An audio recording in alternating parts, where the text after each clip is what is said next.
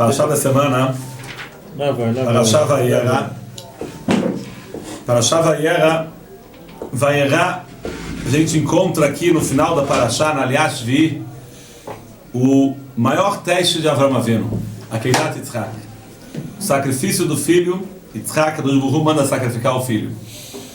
É sabido que Avraham Avinu foi testado com 10 testes. O maior de todos foi considerado Akeidat Yitzhak, foi o último dos 10, o maior de todos, sacrificar o filho. E a Torá comenta esse sacrifício nos mínimos detalhes no final da Parashá, da nossa Parashá, com os mínimos detalhes, eles estão indo, como é que vai ser feito, amarrando o filho, tudo que passou, passo por passo. Segundo Shitat Rashi, opinião de Rashi, o primeiro teste de Avraham Avinu foi Ur Kasdim. Depois que ele quebrou as estátuas do pai, Terach, que ele era vendedor de estátuas, era idólatra, ele quebrou todas as estátuas, então ele foi julgado por Nimrod. Nimrod era o líder da geração, ele era o manig, ele comandava tudo, e ele falou para Avraham Avinu no Mispar, fez uma sentença com ele, olha, ou você volta atrás, Avraham Avinu já queria divulgar o nome de Deus, que existe Deus, existe um Criador, queria divulgar isso para o mundo, ou você volta atrás, continua como todos nós aqui, fazendo idolatria, ou a gente joga na fogueira. Então Avraham Avinu foi fogueira. Jogava Avraham Avinu na fogueira, ele sai vivo sem um arranhão. Milagre completo. Aran, que era irmão de Avraham Avinu, estava do lado esperando, o Nimrod falou para ele, de quem você é? Aran já tinha pensado, eu vou ser de quem vencer. Então Aran fala, eu sou de Avraham Avinu. Avraham Avinu venceu, saiu vivo, jogaram Aran na fogueira, queimou. Aran era o pai de Lot e de Sara, saiu churrasquinho. Então você vê que foi um teste enorme também. A Torá nem comenta. Vocês viram isso aqui? Você viu essa passagem do Ur Kasdim? Então sem uma pista sobre essa passagem. Tem uma pista de leve que Avraham Avinu agradece a Hashem que ele saiu, foi salvo de Ur Kasdim. Está mencionado, falou Rashi, está mencionado no Ur Kasdim que ele foi salvo do fogo de Ur Kasdim, da fogueira de Nimrod. Agora aparentemente ele verá qual é o maior teste. Aqui ele estava sacrificando o filho, que Deus comandou. Aqui Deus não comandou a ele nada. Ele simplesmente, pela ideologia dele de divulgar que existe um Criador, existe uma força única no mundo que controla tudo, ele está disposto a arriscar sua vida, entrar na fogueira, a Torá nem comenta. De Remes, uma pista leve. Então pergunta os comentaristas por quê? Por que a Torá nem comenta sobre esse teste? Aparentemente, era um teste muito maior. Que ele sozinho, Senhor, aqui um Deus mandou fazer, vai contra Deus, ele era Navi, ele era profeta. Por que é considerado aqui um teste maior? Resposta para isso, alguns comentaristas respondem dessa maneira, que o teste de Akeidat Yitzhak, sacrificar Yitzhak, não era simplesmente um teste, é verdade, Deus mandou fazer. Agora isso aqui ia contra toda a ideologia do que ele fazia. Aí Avraham Avinu estava convertendo, estava aproximando as pessoas para Deus, e nesse momento Sara aproximava as mulheres, ele aproximava os homens. Ele tinha a maior estivá, a primeira estivá de Balei Teshuvá no mundo foi Avraham Avinu, e Sará tinha uma úlpana para mulheres. Está escrito no Midrash que tinham milhares de pessoas já. Não era 1, 2, 3, 4, não eram 15 pessoas, tinham milhares. E de repente agora aparece um comando de Deus, sacrificar o filho. Isso aqui era coisa de idólatra fazer um negócio desse. Isso já ia contra toda a filosofia de vida que ele estava tentando colocar e divulgar no mundo, que é a existência de Deus, um Criador, e trabalhar ele, não fazer essas coisas e de repente sacrificar o filho. Ou seja, está colocando em risco tudo que ele construiu a vida dele inteira. Isso é um teste maior do que Sará, do que o teste de Ur Kasdim, da fogueira. Por quê? A fogueira é verdade, era um grande teste também. Mas era um teste pessoal dele, não ia contra, ao contrário. Se ele se queimasse pela causa de divulgar o nome de Deus, ia sair daqui mais que do Hashem ainda. Ele está disposto até a morrer por isso. Não era contra tudo que ele construiu no mundo. Então por isso que esse teste é maior. Isso também tem a ver com o seguinte, na verdade, está escrito no Mesilat Yesharim, Ramchal escreve no Mesilat Yesharim, na verdade tudo é teste. Os Balambarim Mussar escrevem que tudo na vida é teste. Agora, tem 10 testes principais que Avraham Avinu. Toda a vida é um teste. Todas as coisas que vão acontecendo durante a vida, no dia a dia, são testes para as pessoas.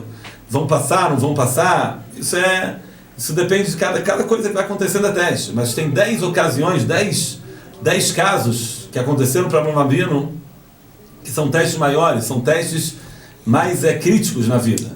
E da mesma forma que acontece para Avraham Avinu, acontece para cada Yehudi. Tudo na vida é um teste, mas tem 10 ocasiões na vida de cada um que são testes que são críticos para as pessoas. A gente não sabe o que é, mas tem que saber o que é isso. Conectado com isso também tem na Parashá da semana passada, na Aliyah Shishi, está escrito que Agar fugiu de Sara, ela fugiu, e quando ela foge ela encontra com um malach, com um anjo. O anjo pergunta de onde você está vindo, para onde você está indo. E ela fala, eu estou fugindo da minha dona de Sara, que ela está me maltratando, estou fugindo. Fala o malach para ela, volta então para a casa da tua dona, volta para lá. Está escrito que você vai e sofre na mão dela, mas esse sofrimento não vai ser em vão, não. Está escrito que você vai ter muitos descendentes, você vai ter um filho. Ele fala o malach para Agar, você vai ter um filho, ele chama o nome dele Ismael. Ele vai ser Pegadam, Yadobakol, Yad Kolbo, e assim o malach fala para ela. Agora, uma coisa interessante é que ela não comenta em nenhum momento com o malach, com o anjo, qual o motivo que ela está fugindo. Por que ela fugiu? Isso ela não fala. E o malach sabe de tudo. O malach é um enviado de Deus, ele sabe o que aconteceu, ele sabe o motivo. E ele nem toca também nesse ponto. Qual o motivo que ela fugiu? Por que Sará estava maltratando, entre aspas, estava trabalhando, estava fazendo ela trabalhar duro? Está escrito no Midrash, o Midrash traz o motivo por quê. Está escrito que quando ela engravidou, está escrito Vatekal Gvirta Beineia. Está escrito na Torá que a Sará, a dona, ficou calo para ela ficou mezalzelet, ela desprezava Sará. Por que ela desprezava Sará? Está escrito no Rashi que o que ela falava é o seguinte, olha, eu engravidei da primeira relação que eu tive com a Avraham Avinu. Naquela época não se engravidava dela, abriu um parênteses aqui, naquela época não se engravidava da primeira relação. Inclusive na nossa Parashá, quando Lot, tem relação com as filhas, que as filhas acharam que o mundo tinha sido destruído, que não tem mais ninguém no mundo, só ficou nós e o pai. E elas falaram, então vamos embriagar ele, tiveram relação com o pai, e daí sai a Moab e Amon. Moab da mais velha e Amon da segunda do filho. Está escrito que elas não engravidavam da primeira relação. Está escrito que elas shaltu be'atzmam, elas tiraram a virgindade delas e depois tiveram relação com o pai para poder engravidar.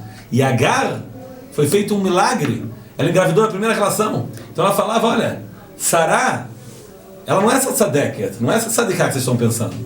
Porque ela está tanto tempo casada, não tem nem filho. E olha só, eu engravidei da primeira relação que eu tive, que era contra a natureza na época. Isso. Então a pergunta é a seguinte, para quem ela falava isso? Ela falava para esse Sará? Quando elas estavam sós, ela falava isso, você não é São Tzadiká, não. O Midrash fala que não. Onde ela falava isso? Está escrito, não, onde ela falava, está escrito no Midrash seguinte, que eles estavam num nível depois, já tinham tanta gente, eles eram famosos no mundo, então vinham reis visitar Avraham Avinu, rainhas visitar a Sara. Então os homens visitavam Avraham Avinu e as mulheres visitavam a Sará. Então Sará, quando recebia uma visita importante, falava para a rainha que veio visitá-la, olha, você me dá esse cavalo, eu agradeço pela visita, mas saiba que o Avraham tem outra mulher, tem outra esposa. Ele casou com Agar também. E ela tem aqui na tenda do lado. Entra lá e dá uma honra para ela também, entra lá na tenda dela. Quando entrava na tenda dela, ele falava, olha, Sará não é isso que vocês estão pensando, não. Vocês estão achando que ela é tzadeket?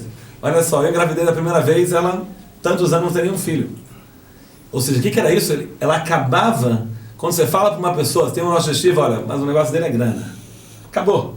Que aluno vai escutar quando fala, olha, esse Rosh Hashiva, o negócio dele é dinheiro, o negócio dele é business. Acabou. Ela destruiu o negócio dela.